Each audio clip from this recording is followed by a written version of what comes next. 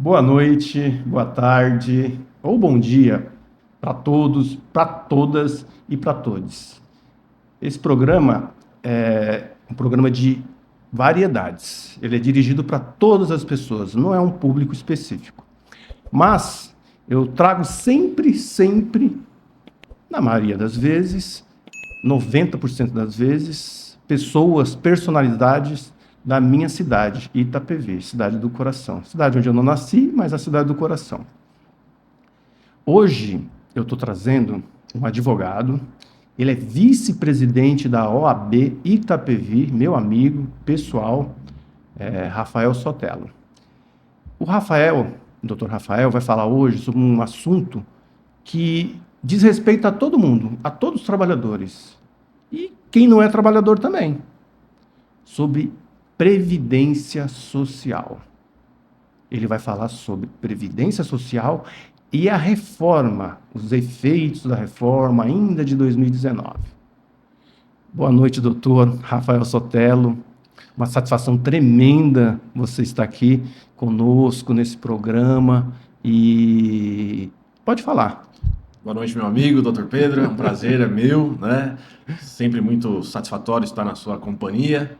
Espero aí poder ajudar um pouquinho, esclarecer um pouco sobre esse tema, né? Tão bacana e tão importante para todos, né? Eu sempre faço assim, doutor Rafael. Eu gosto de conhecer o meu entrevistado. Sempre divido assim. No início, eu quero que o entrevistado diga quem é Rafael Sotelo. Porque eu conheci já como doutor Rafael Sotelo. Mas eu queria saber quem é o Rafael Sotelo, onde nasceu, quem é a mãe, quem é o pai, se tem irmão, não tem. Pode falar, doutor. Muito legal. Vamos lá, então, né? Para me apresentar para o pessoal conhecer um pouquinho. Bom, eu nasci em São Paulo, tá? Sou de São Paulo, capital. Com 5 anos eu vim para Itapevi. Itapevi foi uma cidade que nos acolheu, né? Acolheu toda a minha família. Uma época de cidade dormitório, não tão grande quanto é hoje, né? Mas foi um lugar que nos deu tudo que conseguimos na vida. Então somos muito gratos pela cidade e pelo que nos foi proporcionado. Vim criança para Itapevi, como disse, fui desenvolvendo, né, os estudos, a paixão pelo direito é de família. Minha mãe, ela já advogada, hoje aposentada, né, mas ela, numa época em que tinha meia dúzia de advogados de Itapevi, ela era uma dessa meia dúzia. E eu, embora, né, tenha essa raiz, nunca trabalhei com as áreas que ela atuava, né? A gente tinha essa paixão pelo direito, mas essa divergência, né, de opiniões e de gostos, né, com o que fazer. Enfim, eu me formei na Unifiel, né, estudei direito em Osasco. Na época ela era só Fiel, né, depois virou Unifiel. Sim. A faculdade era bem puxada, bem exigente, um local muito bacana. No entanto, infelizmente, com o tempo, né, ela acabou fechando, né?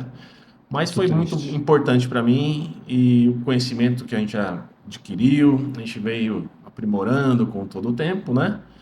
Depois de 10 anos trabalhando no Bradesco, Cidade de Deus ali, que era em frente, né, à faculdade, eu achei por bem sair, né, e vir para Itapevi para advogar, tentar esse sonho, né, da advocacia. Então eu me formei em dezembro de 2004. 2005, 2006, eu não me preocupei com o OAB, fui tirado do OAB lá em 2007, né? E comecei a atuar, advogando ali em Itapevi, advogava no Bradesco, né, até 2010. Em 2010, abril de 2010, cheguei para advogar em Itapevi e estou ali no mesmo local, né, desde então, né? E como pessoa, assim, eu tenho muita simplicidade em abrir com vocês aqui, que o meu negócio é sossego. Eu quero ficar no meu cantinho, não sou de muito alarde, sou apaixonado por Muay Thai, né? Eu tenho sou instrutor de Muay Thai, Pedro, né? Tem uma academia, inclusive, né? Pois é, né? O Clube da Luta. Pode fazer o merchan aí. Me ajudem, né? Por favor. O Clube da Luta ele é uma experiência bem diferente, né? Eu garanto para quem não conhece, dá um pulinho lá que vai se encantar. Mas é uma brincadeira que se tornou, né, um hobby e depois foi evoluindo para um negócio, né, até eu chegar como instrutor. Mas assim, minha paixão maior é o direito, sempre foi, profissionalmente falando. E atuando lá em Itapevi, né, no local que estou até hoje, o nosso foco principal foi o direito previdenciário, né? Então, assim, em resumo, sou um cara simples que gosta muito de treinar, que gosta, né, do que faz. Para mim não é trabalho, é diversão mexer com o direito. Peguei a época de ouro do direito previdenciário, hoje nem tanto, né? A gente já aproveita aí para começar um pouquinho. E sou feliz em estar contribuindo com os amigos sempre que preciso, sempre que chamado. Direito previdenciário, eu fiz uma pós no Legale, ele é apaixonante. E a gente chama por temas, né? Grandes temas do direito previdenciário. Hoje já foi os grandes temas. Mas o advogado é tão inventivo que eu acredito que daqui a pouco vai ter um outro grande tema. Com certeza, né? Sempre temos que buscar, né?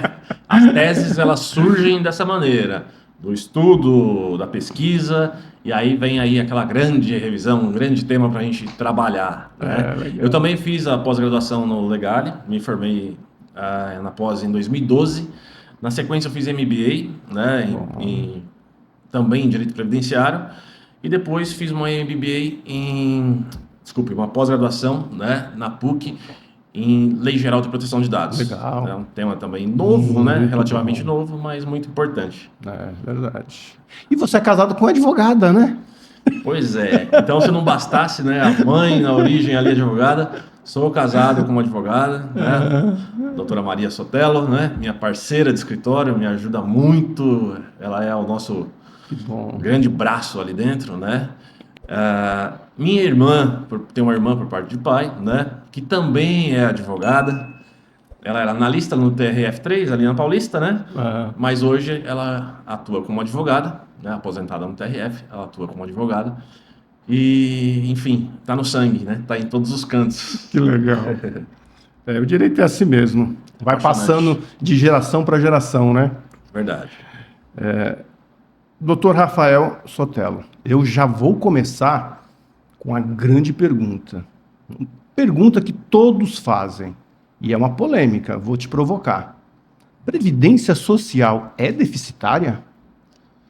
Muito bacana, muito importante, né? Esse ponto para a gente discutir, discorrer um pouquinho. Em qualquer canto que a gente vá, frequente, entre num assunto de previdência, vamos ouvir o quê? A previdência não tem dinheiro, precisa de reforma, não vai ter como pagar os salários futuros e tudo mais. Então, majoritariamente, né, o pessoal vai nessa linha, né, e coloca essa questão como o centro de um embate, né?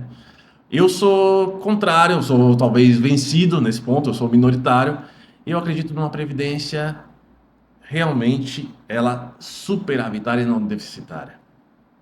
É ao contrário. A maioria vai falar deficitária ao extremo, precisa de dinheiro para isso, aquilo, outro. Não, vamos seguir pela linha mais simples. As grandes empresas. Quanto devem para o INSS? As grandes devedoras, os grandes... São os grandes devedores, né? Outro ponto. Quanto dinheiro foi retirado do INSS para obras públicas? Então, se a gente analisa esse contexto, eu já tenho capital para assegurar benefícios por muitos e muitos anos. Para a gente morrer, nascer, e a Previdência vai seguindo firme, né? Então, e fechando com a Seguridade Social como um todo, eu tenho saúde, tenho assistência e a Previdência. Eu acho muito perigoso dizer que ela é deficitária diante de tanta informação, de tanto capital aí, que é só ser cobrado, ser executado e, assim, dado o devido destino. Entendi. Grande tema. Gostei da resposta aí. Legal. Sabemos que em 2019, né, doutor? Sim. Teve a reforma tributária. Previdenciária. Desculpa.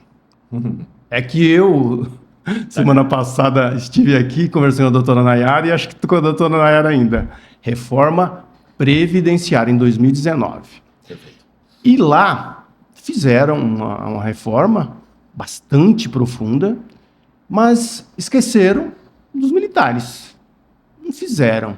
Aliás, se observar bem, a previdência dos militares foi incrementada.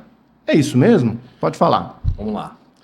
Pois é. Eu não sei se esqueceram dos militares ou o que aconteceu, né? Porque a gente não mexe com quem está com a arma na mão. Já vou ser um pouco polêmico aqui.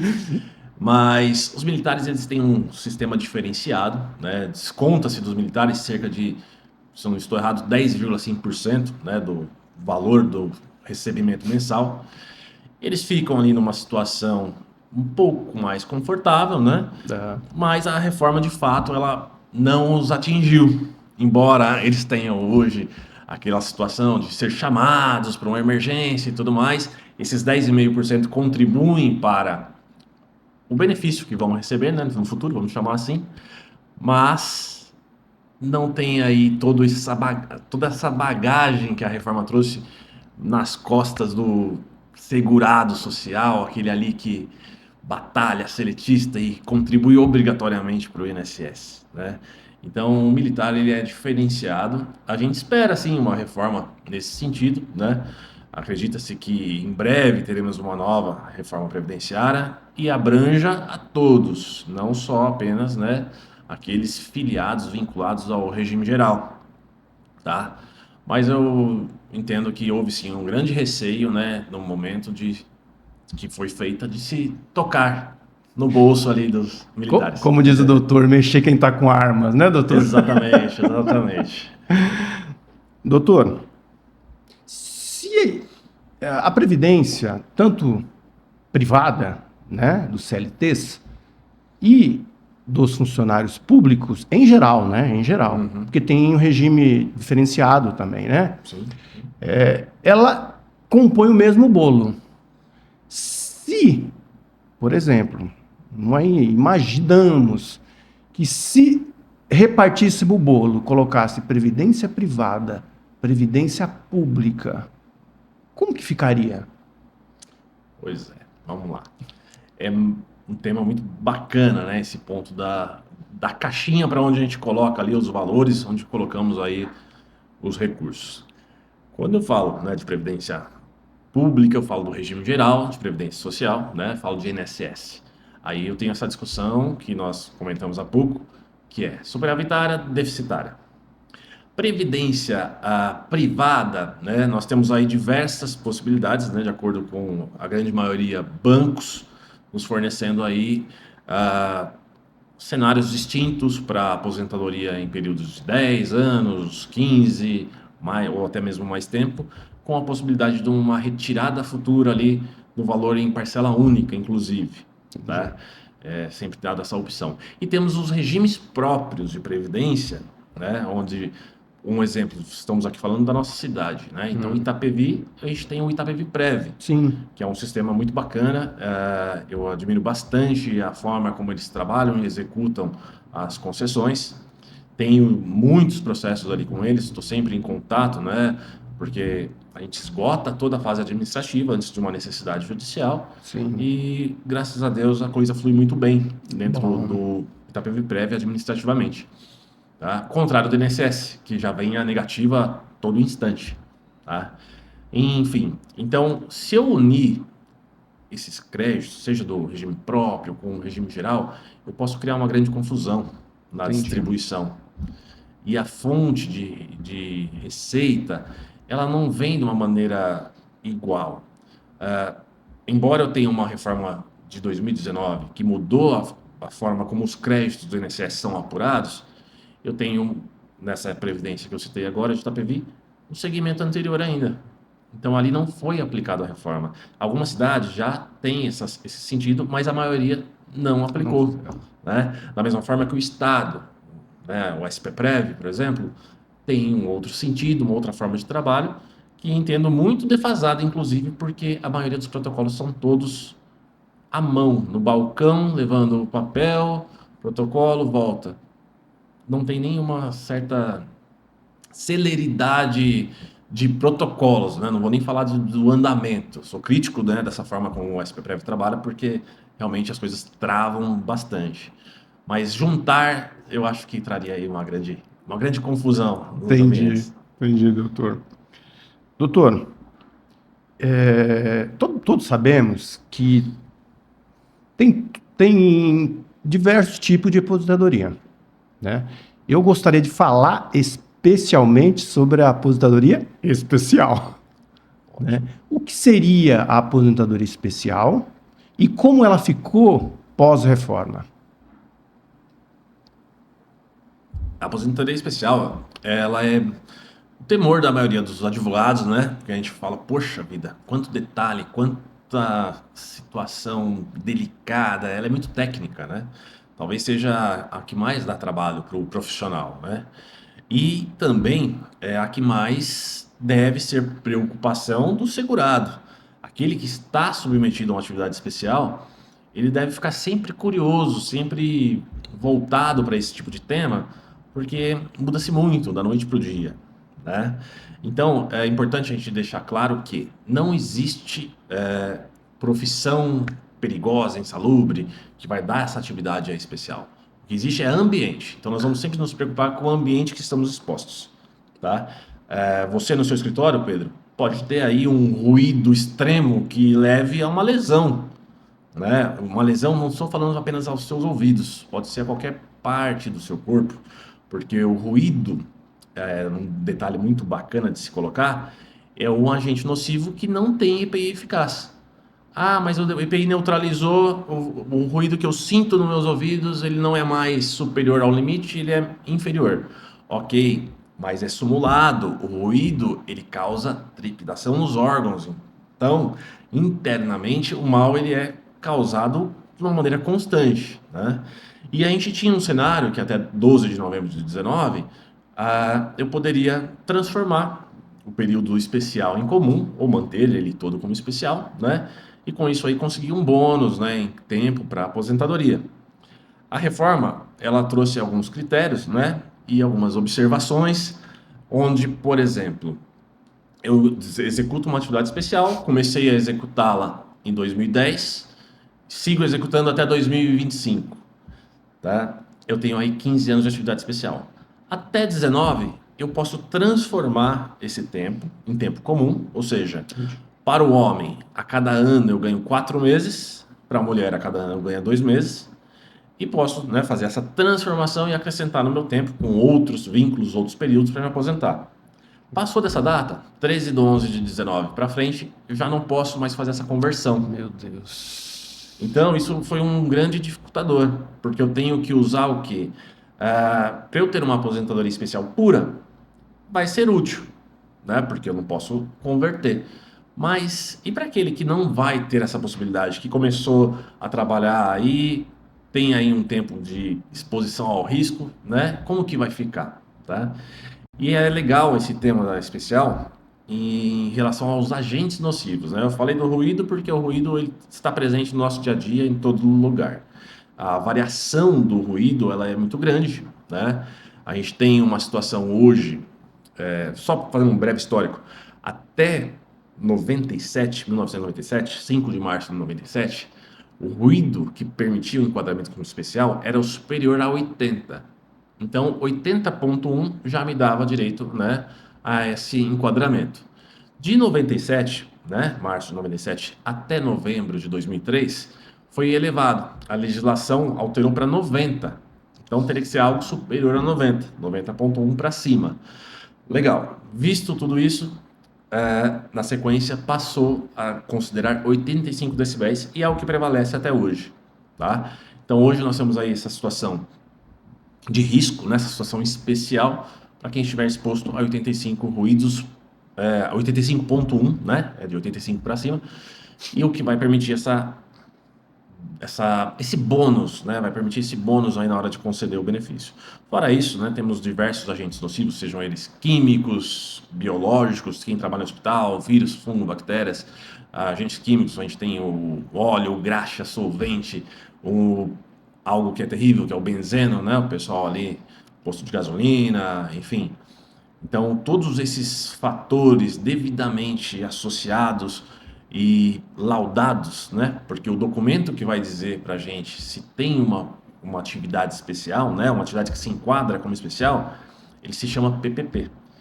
O PPP, ele vai constar todos os dados pessoais, o agente de risco a que se está exposto, o profissional habilitado que fez aquela aferição, né?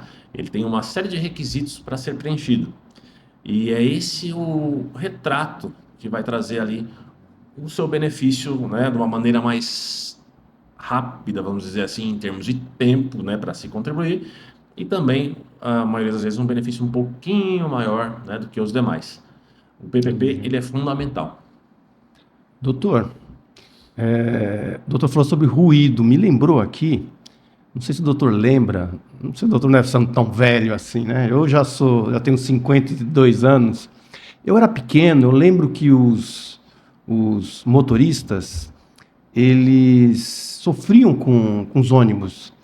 A gente entrava assim, o motor ficava perto dele. E era um barulho, doutor, trepidando. Não sei se você pegou esse tempo. E um cheiro de diesel. Achava aquilo horrível. Muitos motoristas desta época, hoje são. Os ônibus hoje são mais modernos. Tem até elétrico, que não tem até barulho nenhum. Eles sofreram muito a respeito disso, né? Especialmente sobre o motorista de ônibus. Legal, vamos lá. Eu peguei sim essa época, né? Tô beirando aqui os 44 anos Opa! e peguei muito transporte público para ir para a faculdade e os deslocamentos da nossa adolescência também, né? Então, de fato, o motor na frente ali, do lado do motorista, além de tudo isso, ele superaquecia muitas vezes, ficava muito quente, que às vezes ficava em pé naquela parte do ônibus e aquilo era terrível, né? Além do cheiro, ele aquecia e o barulho ensurdecedor, né? Esse barulho que gerava um ruído acima do limite de tolerância, ele muitas vezes afetava, né, os ouvidos, né, ou às vezes só o lado direito, que ficava perto, Entendi. né, e gerava aí um baita de uma encrenca, né, para esse motorista, porque acaba ficando surdo com o tempo. Ah, é sim plausível essa sua questão, porque os motoristas e os cobradores Os também, cobradores também, né? claro. Eles têm, né, o direito de solicitar esse documento à empresa, né, que é o PPP. O PPP ele é um espelho do LTCAT, um documento interno onde a empresa faz todo o levantamento, né? Ele é o laudo técnico que vai demonstrar as condições e tudo isso vai influenciar na elaboração do documento do PPP. Então é muito comum a gente fazer uma aposentadoria hoje em dia e trabalhar com ruído, né, para os motoristas, porque era pesado. E ainda, né, embora tenhamos as questões dos ônibus elétricos e tudo mais, ainda tem muita situação aí de exposição, tá? Entendi. Mas, assim, quando chega um motorista para tratar de um assunto de aposentadoria, primeira questão, na hora que abre a carteira, bate o olho ali e fala, tem PPP? Não, não tenho. Então, vamos lá, vamos atrás, É para o tenta PPP. buscar esse documento, é importante para a gente analisar e, quem sabe, aí te aposentar, te tirar do risco antes do tempo, né? Entendi. Essa aposentadoria especial ela tem essa função. Eu tiro a pessoa do risco num tempo menor, né, do aquele que fica 30, 35 anos, para preservar a saúde. Entendi. Doutor, aposentadoria por tempo de trabalho. Por tempo de contribuição. Antigamente era por tempo de trabalho, né? Hoje é Sim, tempo de contribuição. verdade. Eu via muitos aposentando com 45, 50 anos, né? Por quê? Porque o trabalhador, o pobre, né, proletário, ele começava a trabalhar com 12 anos, 13, 14, e tinha até registro em carteira, né? Exato. E ele aposentava cedo. Com a reforma, o que aconteceu com a aposentadoria por tempo de contribuição? Vamos lá. A aposentadoria por tempo de contribuição sempre foi o sonho, né, de todos.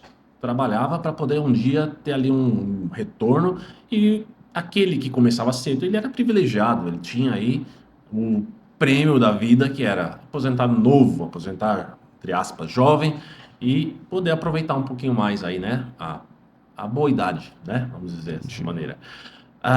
Eu tinha uma situação onde mulher 30 anos, homem 35 anos, né, de contribuição, eu aposentava independente da minha idade, né? Então era muito confortável. Eu, como no seu exemplo, registrado aos 14 anos, mulher 30, 44 anos aposentada. Para o homem, né, 5 anos a mais, estava aposentado de uma maneira bem, vamos dizer assim, confortável. A reforma, ela trouxe, né, regras novas e, consequentemente, ela teve que estabelecer, para aqueles que já estavam filiados, né, à Previdência, algumas regras de transição. né, de transição, onde eu passo a exigir uma idade mínima para aposentadoria e tenho que fazer isso de maneira escalonada, né? Então, o que criou em relação ao tempo de contribuição, que é o grande vilão aqui, né, da conversa? Ah, Se até 12 de novembro de 2019 faltassem 2 anos para eu me aposentar, ou menos, né? Eu pagaria um pedágio de 50% e me aposentadoria. Então, eu tenho 33 anos de contribuição. Ao invés de contribuir com 35, eu contribuo com um a mais, fica 36. Paguei meu pedágio de 50% e estou aposentado independente da idade. Certo? Ok.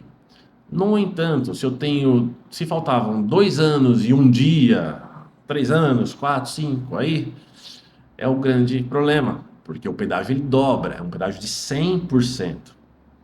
Então, nesse mesmo exemplo, vamos lá, 32 anos de contribuição, faltam 3. Então, não vou até os 35, vou até os 38. Porém, eu tenho que lembrar que nessa regra eu preciso atingir a idade mínima. E é uma tabela evolutiva, então ela foi variando, né, de acordo com o tempo, onde não bastava eu só cumprir o pedágio. E é por isso que vão ter situações de pessoas com 40 anos de contribuição, até mais tempo, porque pode ter começado lá atrás com aquele registro que tínhamos, né? É, Era muito comum, 14 anos, 15 anos na carteira, ou até menos, às vezes. Conheci um gerente com 13 anos com registro, né? Ele tinha 13 anos de idade e estava com registro em carteira, gerente do Bradesco, né? Que é um grande amigo meu.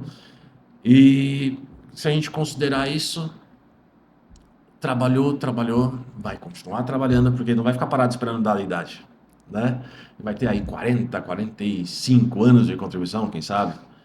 Então, essa regra de transição que instituiu, né, esse pedágio e a idade mínima, ela acabou aí lesando um pouco mais a população, né? Então, aquele que estava à beira de aposentar pode aí, de repente, ter ganhado um tempo extra de trabalho de 5, 10 anos Entendi. facilmente. E, na verdade, o trabalhador mais pobre, né?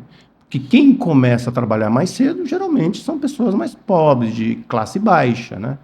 Eu via a aposentadoria por tempo de contribuição como se fosse uma compensação, porque um menino de 13, 14 anos deveria estar estudando, né? Brincando, né? Tendo seus sonhos. Ele estava trabalhando. Então, a Previdência, ela compensava. Você perdeu aqui a sua infância, mas eu vou te aposentar mais cedo. É mais ou menos isso. Exato. Era uma compensação. Perfeito, eu compartilho, né, do seu entendimento, porque, de fato, né, eu não tive oportunidade de poder estudar, me divertir, brincar, aproveitar a infância. Fui ali, né, trabalhar porque era necessário e Sim, poderia usar do meu futuro depois, aposentado, para fazer alguma coisa aí que tive vontade e não pude, né? Então essa compensação ela deixa de existir, né? Parece uma punição para quem começou cedo, porque eu verdade. fico mais tempo na exposição. Senão eu teria que, desculpa, exposição, estou pensando no ruído, No nos ruído. agentes nocivos. Fico mais tempo nessa vida empregatícia, né? Longa e difícil muitas vezes, mas aquele benefício que eu teria virou, na verdade, aí um martírio, né? Entendi. A gente tem aí um bônus, um privilégio para quem começa nos 30, nos 35, e aí vai, né? Entendi. Doutor, a reforma trouxe uma polêmica muito grande. Eu gostaria muito que o doutor falasse a respeito sobre as pensões por morte. Né? O trabalhador trabalhando, às vezes morre até no trabalho, né? Eu vi recentemente um rapaz que estava trabalhando, ele caiu do 23º andar. Ele era um limpador de vidraças. Quebrou, não tinha a corda suplementar, auxiliar, né? E provavelmente ele tinha uma esposa, tinha um filho, tinha 2 filhos, 3 filhos. Como fica hoje, com a reforma, as pensões por morte? Vamos lá.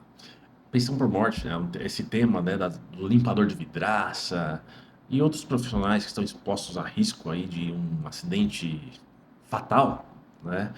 ele realmente assusta, né? Assusta e nos preocupa. Ah, a reforma em si, ela atingiu, né, as pensões, atingiu toda essa situação de benefícios, mas nós temos uma regra especial, né, uma lei própria para a questão da pensão por morte. Ah, era sabido que, só distinguindo, reforma 2019 não pode se confundir com a lei que cuida da pensão, só que a pensão até então, ela permitia um salário integral. Eu fiquei viúvo, tenho ali o salário da minha esposa integral, né, vice-versa, e os filhos também mantêm ali o direito ao benefício, né, para poder manter aquela condição, aquele estilo de vida, né, para manter tudo aquilo que estou acostumado. Mas a mudança, essa lei aí mudando a situação das viúvas, ela reduziu essa questão salarial, essa situação de benefício, para 50% mais 10, acrescentando mais 10% para cada beneficiário, Entendi. né? Então hoje, para eu ter 100% do benefício, eu tenho que ser a esposa, né, ou o marido, né, o viúvo ou viúva, e ter aí pelo menos mais 4 filhos, né? Então, assim, eu leso de uma maneira muito considerável, acaba atrapalhando o estilo de vida, aquela naturalidade que tinha com um valor X, né, de salário mensal, né, de benefício, para de repente aí colocar uma situação um pouquinho mais gravosa, né? E lembrando que a pensão, independente da idade, ela era para a esposa, para o cônjuge, né, para o que ficou, vitalícia. Agora eu crio regras. Então, de acordo com o tempo, a minha pensão pode durar aí pouquíssimos meses, até Meses. meses, né? Casei recente, vou pagar aí, vou ter aí 4 meses de pensão. Acima dos 44 anos, ok, eu tenho uma pensão vitalícia, tá? Mas, do contrário, a gente também tem tabelado, né, toda essa situação aí, onde o benefício vai sendo reduzido. Começa o vitalício dos 44 para cima, para baixo, a primeira redução, 15 anos de pensionamento e por aí vai. Então é uma situação muito delicada, né? A gente tem aí um tema muito importante, até para se discutir, quem sabe, a constitucionalidade dessa lei, porque eu estou reduzindo, né, drasticamente aí uma situação, né, de vida, né? Inusitada, né? Foi imprevisto da vida, né? Sim, ninguém Né? escolhe, ninguém quer ser pensionista. A gente quer viver até o final, até os últimos dias e manter a função de mantenedor do lar dos dois que sejam. Agora, de repente, um evento trágico acontece e aí o facão passa e reduz em 50%, 40% de cara aí no benefício, né? Entendi. Doutor, tem um assunto que sempre as pessoas falam, porque sempre acontece.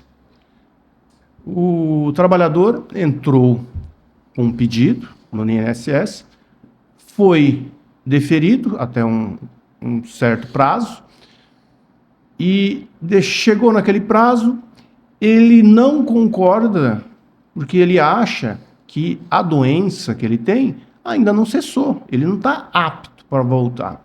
Ele entra com um recurso administrativo. O trabalhador vai, faz a perícia, o médico do INSS fala, olha, você está apto, tem que voltar a trabalhar. Ele vai na empresa, a empresa necessariamente, obrigatoriamente, ela tem que passar pelo médico do trabalho da empresa. E o médico do trabalho da empresa fala, não, você não está não. Eu estou olhando aqui suas radiografias, estou te olhando aqui, estou vendo todos os exames, para mim você não está apto, está inapto, você não pode voltar a trabalhar. E aí, doutor, o que faz? É o chamado limbo previdenciário. Fala sobre o limbo previdenciário. Muito bacana essa questão. A gente sabe da dificuldade, né, do trabalhador de conseguir um benefício de um afastamento e também da situação do empregador, né, que tem essa decisão na mão ali num momento inesperado, né? A questão do limbo, ela é muito discutida, né, no direito, porque o trabalhador está lá contribuindo, né, de uma maneira direta ou indireta para a Previdência, quando ele está incapacitado e necessita do recebimento desse benefício, ele se vê aí numa situação de emparedamento, vamos dizer. Porque ele vai, como no seu exemplo, né, recebe lá do INSS um comunicado, benefício concedido, e já tem uma alta programada. Então, eu já tenho ali uma situação de que, olha, daqui tanto tempo sou eu INSS, você vai estar bom. Então, eu vou te dar alta ali, então você vai estar bom, né? Aí, mas se você não estiver bom, 15 dias antes, pede a prorrogação do seu benefício. Então, aí você vai, solicita a prorrogação e muitas vezes cai na situação do indeferimento, né? Onde é constatada a capacidade laborativa. Com essa alta, né, com esse indeferimento, essa capacidade na visão do INSS, o trabalhador, no seu exemplo, retornou para a empresa e lá o médico falou, não, eu não quero você aqui, a responsabilidade é minha aqui de atestar que você está voltando, né? Não te recebo, você não está bom. Aí ele fica daquele jeito. O INSS falou que eu posso, aqui está dizendo que não. Eu não me sinto confortável para voltar. Ele tem um caminho a seguir. Eu entendo que primeira coisa, uma ação contra o INSS, né, uma ação previdenciária para concessão ou restabelecimento aí do auxílio, hoje chamado de auxílio por incapacidade temporária ou permanente, né? Antigamente o auxílio-doença, famoso auxílio-doença, né? E que embora nas entrelinhas ainda continua, né? Todo mundo fala auxílio-doença, acaba não usando, tem jeito, né? Questão de apenas uma nomenclatura, né? Verdade. E faço um processo que pode ser procedente ou não. Processo procedente, o INSS paga os atrasados e tudo mais, embora a pessoa fique um tempo para receber, dificuldades financeiras, né, durante esse período, porque não recebe de um lado nem de outro.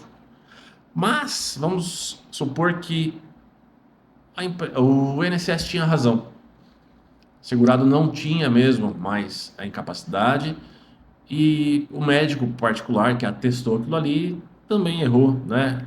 Na visão dele tinha essa necessidade, mas o INSS apurou que não, e o perito federal ali, na hora de avaliar, concorda com o INSS e a pessoa está apta para o trabalho. Essa pessoa vai voltar para a empresa e numa situação dessa, ficou aí 1 ano, 2 anos fora, como que vai ser? E esse pagamento?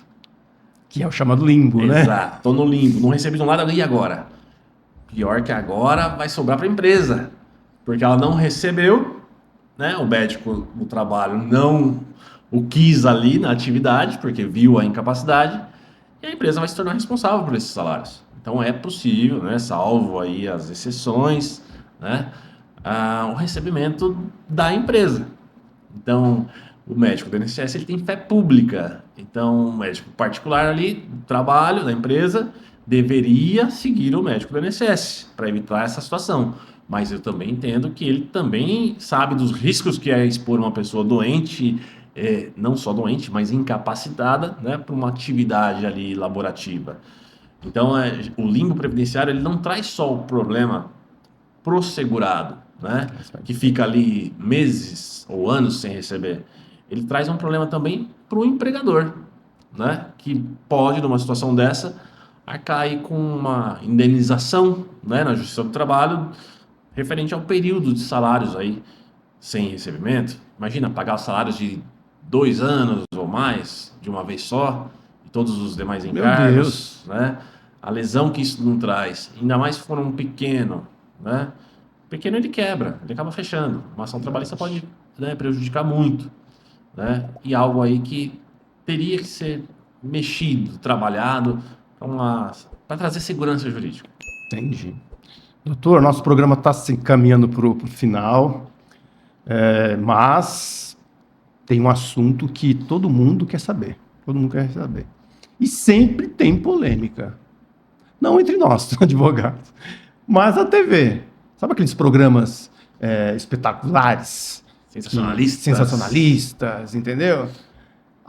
O cara foi preso, agora vai ficar lá recebendo auxílio reclusão e ganha muito bem, tal, e o Estado tem que pagar, o cara fez isso, fez aquilo, tal. Doutor, o que seria o auxílio reclusão, doutor? Legal. Vamos, né, já caminhando para o fim, então, como o doutor disse, a gente falar rapidamente sobre esses auxílios para dar uma orientação e um esclarecimento geral. O auxílio reclusão não é para a pessoa que está presa, não é para aquele que está ali atrás das grades. Essa pessoa trabalhou, contribuiu. O INSS é um seguro. E como um seguro, se eu pago, eu tenho direito a usar o meu seguro, né? Então, atendidos os requisitos, os beneficiários desse trabalhador, que não é mais trabalhador, está ali numa situação de prisão, né? Ele teve sua liberdade ali restrita, os beneficiários, para não ficarem desamparados, muitas vezes menores, né? O cônjuge também, recebe do INSS um benefício mensal, né? Durante um período da reclusão, sendo que, para isso, tem que ser sempre atualizado, existe uma declaração do presídio mostrando que a pessoa está ali, né? Então é algo bem supervisionado, mas não é um benefício, né, que gera revolta na população. Ah, ele está preso e ainda vai receber. Não, ele não vai receber. Quem recebe são os familiares, né, para subsistência, porque muitas vezes aquela pessoa ali, né, presa, ela mantinha o lar com um trabalho regular, um trabalho, né, com descontos Do INSS. do INSS. Então, a situação de desamparo, né, ela é suprida por esse benefício. Tá? E só aproveitando também, já que falamos de auxílio, né, queria colocar uma situação aqui do auxílio acidente, tá, doutor Pedro? Porque falamos bastante de incapacidade, auxílio-doença, que hoje é o auxílio por incapacidade temporária, mas às vezes a pessoa está acometida de uma grave enfermidade, passa o tempo, ela se recupera, mas fica com uma sequela definitiva, né? Independente, perdi a ponta do meu dedo, perdi o dedo inteiro, a mão, o braço, perna, enfim. Todos esses casos aí graves, eles dão direito, né, a um benefício que se chama, né, auxílio acidente. Ele não é um benefício que vai suprir ali aquela situação difícil de incapacidade. Não, ele é suplementar, né? Ele tem caráter indenizatório. Então, eu acho legal também, como falamos do auxílio reclusão, falar do auxílio acidente. Ótimo. Que às vezes as pessoas encerram um período de recebimento de auxílio doença, estão aptas a trabalhar, só que para a atividade que elas retornam, elas obrigatoriamente vão ter um esforço maior para executar. Que ela teve uma perda laboral. Exato. E aí, por ter esse esforço maior, ela é recompensada com esse auxílio acidente, que o recebimento ele permanece até a data da aposentadoria. Aposentou? Corta. Cessou. Entra para a base de cálculo, mas cessou. Doutor, foi muito bom conversar contigo. Nosso programa já está no final. Gostaria muito de agradecer as pessoas que acompanharam o programa ao vivo, as pessoas que vão assistir novamente. O meu programa, como eu disse, é o meu podcast Pode Falar. Aqui é democrático e eu trago pessoas para falar sobre sua vida profissional, sobre sua vida pessoal e sobre assuntos do dia a dia que afetam as pessoas, os brasileiros. Dr. Rafael Sotelo, eu sempre faço assim. Ao final de toda a entrevista, eu digo o seguinte: essa câmera aqui, doutor, é sua. Você pode falar o que você quiser aqui. Você tem a liberdade. Aqui a gente está na democracia. Pode falar. Muito bacana. Doutor Pedro, é um prazer estar aqui. Foi realmente muito bom o nosso bate-papo. O tempo ele acaba ficando curto para tanta matéria, para tanto assunto polêmico e bacana, né, de se discutir. Mas um recado geral para todos é planejamento, né? Então eu acho que vou me aposentar, o que eu quero para mim? Então não temos uma cultura de planejamento previdenciário. Então, em relação a esse tema, falando diretamente ao povo, eu diria que programe-se para ter algo que vá suprir sua necessidade futura. Então, vamos mudar o nosso entendimento, vamos nos educar nesse sentido. Planejamento e previdenciário, ele é muito importante, pois às vezes uma complementação me traz um conforto maior lá na frente. Tá certo. Obrigado. Obrigado. Deixa eu pegar na sua mão aqui.